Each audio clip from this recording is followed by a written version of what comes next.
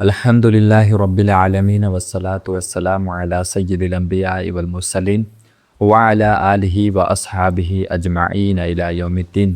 تو آج special topic کے لیے بیٹھے ہوئے ہیں، کچھ ایک بھائی ہیں بہت قریب کے، ان سے ملاقات ہوئی تھی، اسی کے بارے میں ہمارے ذہن و گمان میں نہیں تھا کہ ایسے سوچ والے لوگ بھی ہوتے ہیں۔ مطلب علمی غلطی لگی ہے، ظاہر سی بات ہے، کنہیں کا جو ہے وہ کیریکٹر پہ ہم سوال نہیں اٹھاتے۔ تو ان کا کہنا یہ تھا کہ اسی پہ بات کرتے ہیں۔ ان کا کہنا یہ تھا کہ ہم جو ہے وہ کبھی بھی جماعت کے ساتھ نماز نہیں پڑھتے ہیں۔ اس کا ریزن یہ ہے کہ ہم اس میں بہت سارے شرائط ہیں۔ اب ان سے ہم نے بار بار سوال کیا کہ شرائط بتائیں، انہوں نے نہیں بتایا، اور انہوں نے یہ بھی کہا کہ ہم لائق نہیں ہے جماعت کے ساتھ نماز پڑھنے کے۔ تو اس میں بہت سارے لوگوں کو یہ بھی دیکھا گیا کہ وہ خود کو گناہ گار سمجھتے ہیں، اور سمجھنا بھی چاہیے اللہ تعالیٰ کے نزدیک خود کو گناہ گار۔ تو خود کو گناہ گار سمجھنے کے باوجود کہتے ہیں کہ وہ نبی اکرم صلی اللہ علیہ وآلہ وسلم کے زمانے میں صحابہ اکرام بخشائے تھے، تو لہٰذا وہ لوگ پڑھ لیتے تھے۔ ہمارا یہ مقام، ہمارا یہ حیثیت نہیں کہ ہم جماعت کے ساتھ نماز پڑھیے، جماعت میں شامل ہو سکے۔ تو آج یہی میتھ کو ہم لوگ غلط ثابت کریں گے، وہ قرآن و حدیث کے ذریعے سے، صحابہ اکرام کے اقوال سے۔ تو سب سے پہلے بات کر لیتے ہیں جماعت کی جو نماز ہے اس کی جو ہے وہ فضیلت کے حوالے سے۔ تو آپ نے یہاں پہ میجر آدمی یہی جانتا ہے کہ نماز جو اسلام ہے اس کے 5 ستون ہیں، جس میں سے ایک ستون ہے وہ نماز۔ 5 وقت کا جو ہے وہ نماز ایک اسلام کا پلر ہے، ستون ہے، جس میں ایک مسلمان کو یہ سمجھنا بہت ضروری ہے کہ جماعت سے نماز کیوں ضروری ہے، کیونکہ اس سے اتحاد قائم رہے اور محبت بڑھے۔ اور اسی وجہ سے صحیح بخاری صحیح مسلم میں حدیث ہے کہ جب تم نماز میں کھڑے ہو تو کندھوں سے کندھوں ملاؤ اور اپنے پاؤں سے پاؤں ملا کے رکھو، اور نماز میں ایک ساتھ کھڑے ہو۔ اسی لیے صف بندی کے لیے اتنا جو ہے ٹائٹ اسٹرکٹ جو ہے وہ تاکید کی گئی ہے۔ تو یہ سارے چیزیں ہیں، پلس جو جماعت کی جو فضیلت ہے وہ صحیح بخاری صحیح مسلم میں بتایا گیا ہے کہ اگر کوئی آدمی تنہا نماز پڑھتا ہے اور وہ اسے ایک اجر ملتا ہے، اور اس اجر کے اکارڈنگ 27 گنا زیادہ، 27 گنا زیادہ اگر وہ کسی مسجد میں جا کے جماعت کے ساتھ نماز پڑھتا ہے تو اسے ملتا ہے۔ اس کے آگے سے ایک حدیث یہ بھی ہے کہ نبی اکرم صلی اللہ علیہ وآلہ وسلم نے فرمایا کہ مجھے عورتوں اور بچوں کا اگر خوف نہ ہوتا، ڈر نہ ہوتا، تو میں ان لوگوں کے گھروں کو آگ لگا دیتا جو گھروں میں نماز پڑھتے ہیں بغیر جماعت کے۔ یہ ایک بہت ہی زیادہ اللہ کے رسول صلی اللہ علیہ وآلہ وسلم کی ایک دھمکی ہے۔ اب اس سے کوئی کنکلوڈ یہ نہ نکالے کہ کوئی گھر میں پڑھتا ہے، جیسے بہت سارے صحافی حضرات ہیں وہ کہہ دیتے ہیں کہ جو گھر میں نماز پڑھتا ہے اس کی نماز ہی نہیں ہوتی۔ نماز ہو جاتی ہے، وبال جو ہے وہ اس پر آئے گی، کیونکہ اللہ کے رسول صلی اللہ علیہ وآلہ وسلم کی ڈائریکٹ اس پہ دھمکی ہے۔ ٹھیک ہے، دوسرا چیز، بغیر اجر کے، کچھ لوگ کہتے ہیں کہ نہیں اجر ہو تو گھر میں پڑھ لیں گے۔ ہاں اجر ہو تو اس کے لیے اللہ کے نبی صلی اللہ علیہ وآلہ وسلم کے زمانے میں اذان ہوتی تھی، اور اذان کے اینڈ میں کہہ دیا جاتا تھا کہ صلو فی الرحال، گھروں میں نماز پڑھ لیں۔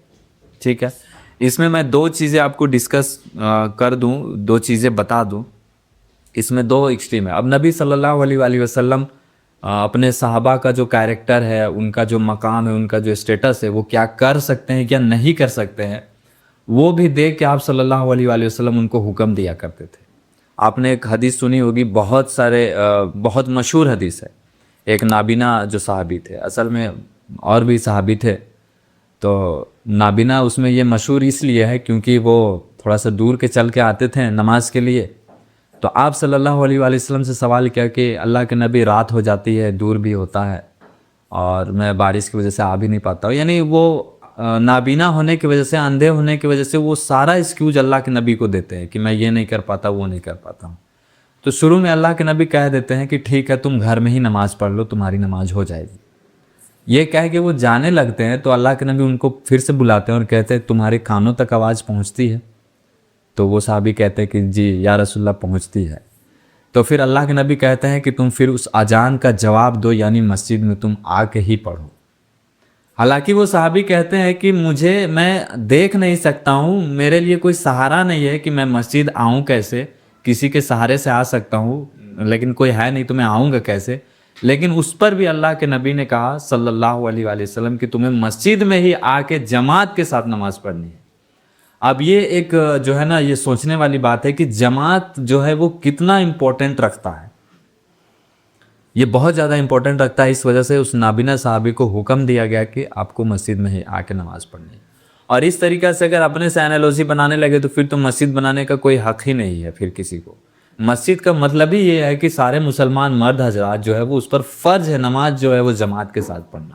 وہ قرآن میں بھی آیت ہے سورہ نساء میں جو غالباً ابھی ہم لوگوں نے اسٹڈی کیا تھا کہ اس پر اللہ تعالیٰ حکم دے رہا ہے کہ اے نبی تم فرماؤ کہ اگر کوئی حالت جنگ میں ہو، جنگ کے میدان میں ہو، تو ایک گروہ کو کہو، ایک گروپ کو کہو، یعنی جنگ میں سے جتنے بھی فوجی ہے یا آدمی ہے اس میں سے آدھے آ کے پہلے نماز پڑھیں گے 2 رکعت، اس کے بعد وہ چل جائیں گے چھوڑ کے نماز اور جنگ کریں گے، اور جو پہلے سے جنگ کر رہے ہیں تو وہ آ کے پھر نماز کو کمپلیٹ کریں گے. یہ جماعت کے ساتھ نماز حالت جنگ میں بات ہو رہی ہے. اس کا آپ امپورٹنس، اس کا آپ اندازہ لگا سکتے ہیں. تو میں نابینا صحابی کی بات کر رہا تھا، اس کے ایکویلنٹ میں ایک اور حدیث بتا دیتا ہوں. ایک اور نابینا صحابی ہوتے ہیں، وہ کہتے ہیں اسی طریقے سے ایکسکیوز رکھتے ہیں کہ اللہ کے نبی ہم مسجد نہیں آ سکتے ہیں، تو لہٰذا آپ ایک کام کریے، آپ میرے گھر تشریف لے چلیے، اور میرے گھر کے کونے میں میں ایک مصلی رکھوں گا، ایک نماز کا جگہ بناؤں گا، وہاں آپ نماز پڑھا دیجئے. میں سارا زندگی آپ جس جگہ پہ نماز پڑھائیے گا اسی جگہ پہ ہم کھڑا ہو کے گھر میں نماز پڑھ لیں. تو اللہ کے نبی تشریف لے جاتے ہیں اور نماز پڑھاتے ہیں. وہ نابینا صحابی وہیں پہ نماز، یعنی ایک صحابی کو حکم دیا جاتا ہے کہ آپ کو مسجد میں ہی آنا ہے، اور ایک صحابی کو ان کے کہنے پر ہی وہ گھر میں نماز پڑھنے کی اجازت مل جاتی ہے.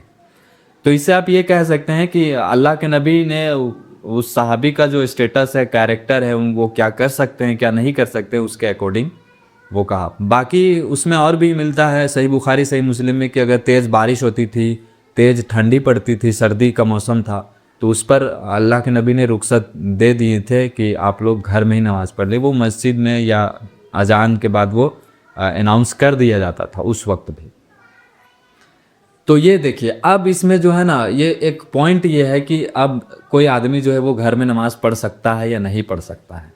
تو بنا عذر کے، جو عذر جو میں نے بتایا ایک کیٹاسٹروفک عذر، نابینا سے بڑا کوئی عذر ہو ہی نہیں سکتا آج کل کے زمانے میں، لیکن اللہ کے نبی نے کہا کہ تم کو آنا ہی ہے. اٹ مینس کہ ہم لوگ کو بھی مسجد جانا ہی ہے.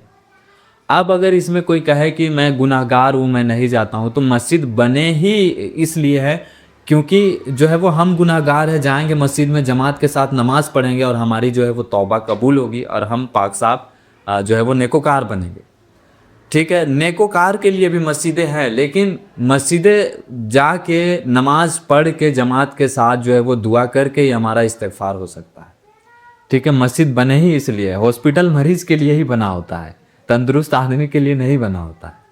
تو اس میں بھی ایک دیکھنے والی بات ہے. الگ سے ایک حدیث ہے، عبداللہ بن مسعود رضی اللہ تعالیٰ عنہ فرماتے ہیں اور کہتے ہیں کہ میں نے دیکھا کہ اللہ کے نبی کے پیچھے جماعت اس طریقے سے لوگ پڑھتے تھے، حتیٰ کہ اگر کوئی بیمار آدمی بھی ہوتا اور وہ 2 بندوں کے سہارے پیر گھسیٹتا ہوا اگر مسجد میں آ سکتا تھا تو وہ آتا اور جماعت کے ساتھ نماز پڑھتا.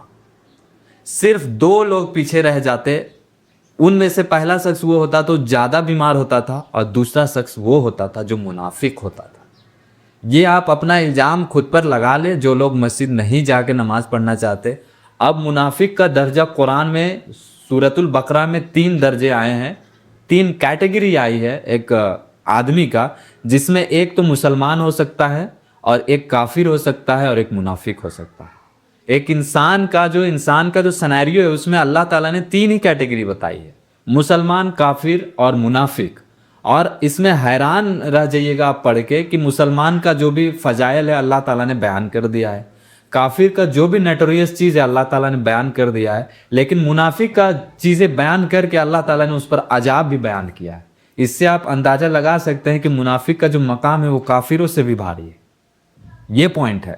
تو منافق والا عمل سے ہمیں دور رہنا ہے. اس کے لیے ہمیں چاہیے کہ نماز پڑھنی ہے، نماز جماعت کے ساتھ پڑھنی ہے. امپورٹنس ہے بہت زیادہ جماعت سے نماز پڑھنے کا. اور سورہ بقرہ میں بھی ہے کہ اور نماز قائم کرو اور زکوٰۃ دو اور رکوع کرنے والوں کے ساتھ رکوع کرو. اٹ مینس کہ اگر کوئی نماز پڑھ رہا ہے تو ان کے ساتھ جا کے ہمیں نماز پڑھنی ہے، رکوع کرنی ہے، سجود کرنی ہے. ٹھیک ہے، تو یہ بھی ہے. اور بھی بہت سارے چیزیں ہیں، جیسے جابر رضی اللہ تعالیٰ عنہ روایت کرتے ہیں کہ میں نے رسول اللہ صلی اللہ علیہ وآلہ وسلم سے فرماتے ہوئے سنا کہ آدمی اور شرک کے درمیان جو دیوار ہے وہ نماز ہے. اگر نماز ہٹ جائے گی تو ایک جو ہے وہ جا کے شرک سے ملے گا. اس کا ایکسپلینیشن اور بھی دوسری روایتوں میں ملتا ہے کہ کفر اور اسلام کے درمیان صرف حائل ہے کوئی چیز تو وہ نماز ہے. اللہ تعالیٰ کہہ رہا ہے کہ آؤ بندے تم مسجد میں آؤ, نماز پڑھو, میں تمہاری توبہ کو قبول کروں گا. تو اللہ تعالیٰ بلا ہی رہا ہے اس لیے کہ ہم گناہ گار ہیں, اللہ کے نزدیک جائیں گے, سجدہ کریں گے, اللہ تعالیٰ سے دعا کریں گے اور ہماری معافی طلب ہوگی, معافی قبول ہوگی, تو پھر ہم جو ہے وہ ہمارا جو گنہگار والا معاملہ تھا وہ نیکوکار میں تبدیل ہوگا. حتیٰ کہ اللہ کے رسول صلی اللہ علیہ وسلم نے فرمایا کہ بندہ سب سے قریب اللہ کا اس وقت ہوتا ہے جب وہ سجدہ میں جاتا ہے. سجدہ میں اللہ تعالیٰ سے جو بھی دعا کی جائے, عربک میں, اس پر تھوڑا سا ٹیکنیکل ہے کہ عربک میں جو بھی دعا کی جائے اللہ تعالیٰ بالکل سجدہ میں سنتا ہے. اور مینشن کر دیجیے کہ اللہ تعالیٰ قرآن میں 3 بڑا گناہ مینشن کیا, ٹھیک ہے, 3 بڑا گناہ مینشن کر کے بولا کہ اگر کوئی انسان یہ بھی کرتا ہے اور وہ رجوع کر لیتا ہے اور معافی مانگ لیتا ہے تو ہم اس کے گناہوں کو نیکیوں سے تبدیل کر دیں گے. ہاں, وہ تو تیسرا گناہ جس کی طرف آپ اشارہ کر رہے ہیں وہ نماز چھوڑنا ہے, ٹھیک ہے. پہلا گناہ تو یہ ہے کہ سب سے کیٹاسٹروفک گناہ جو کہ شرک والا معاملہ ہے, جو کہ اللہ تعالیٰ نے کہا کہ میں کبھی معاف نہیں کروں گا. دوسرا گناہ قتل ناحق کے حوالے سے ہے. وہ قتل ناحق والا جو معاملہ ہے اس پر معافی 2 ہی استثناء سے ہے. پہلا استثناء کہ اگر کسی آدمی کو کوئی ناحق قتل کرتا ہے تو اس کا گھر والا اسے معاف کر دے یا دیت دی جائے. وہ دیت تو خیر ایکسیڈنٹل والے کے طور پہ ہوتی ہے. اور تیسرا گناہ نماز چھوڑنا ہے. مولانا طارق جمیل صاحب حافظ اللہ بھی فرماتے ہیں کہ دنیا میں سب سے بڑا گناہ, زنا سے بھی بڑا گناہ نماز ہے, اور ان کا کہنا بالکل صحیح ہے. کیونکہ یہاں پہ کہا جا رہا ہے کہ کوئی شخص اگر نماز چھوڑتا ہے تو وہ شرک سے جا کے ملتا ہے, کفر کر لیتا ہے. اٹ مینس اس کے علاوہ بھی آپ سورہ روم آیت نمبر 31 پڑھو گے, واقیم الصلاۃ ولا تکونوا من المشرکین, نماز قائم کرو, اور جو نماز چھوڑتا ہے وہ مشرکوں سے جا کے ملتا ہے. اور مشرکوں کا کیا عمل تھا, منافق کا کیا عمل تھا؟ اللہ کے نبی صلی اللہ علیہ وسلم نے فرمایا کہ منافق پہ سب سے جو بوجھ والی نماز ہے وہ فجر کی نماز اور عشاء کی نماز ہے. اور منافق کے بارے میں عبداللہ بن مسعود رضی اللہ تعالیٰ عنہ فرما رہے ہیں کہ وہ جب آتے تھے مسجد تو سب سے پیچھے آتے تھے اور وہ جماعت کے ساتھ ملتے نہیں تھے. تو اسی وجہ سے نماز میں جماعت کے ساتھ پاؤں سے پاؤں ملا کے ایک مسلمان بھائی کے ساتھ کھڑا ہو کے رکوع اور سجود کرنا ایک چیلنجیبل چیز ہے. لیکن اب جو اس چیز کو مانتا ہے وہ کرتا ہے تو اسے یہ چیلنج نہیں لگتا ہے. لیکن جو اس چیز کو نہیں مانتا ہے اسے فرسٹ بار کرنے میں اسے بہت ذرا یہ پہنچتی ہوگی. وآخر دعوانا ان الحمد للہ رب العالمین وصلی اللہ علی النبی الکریم وعلی آلہ واصحابہ اجمعین الی یوم الدین.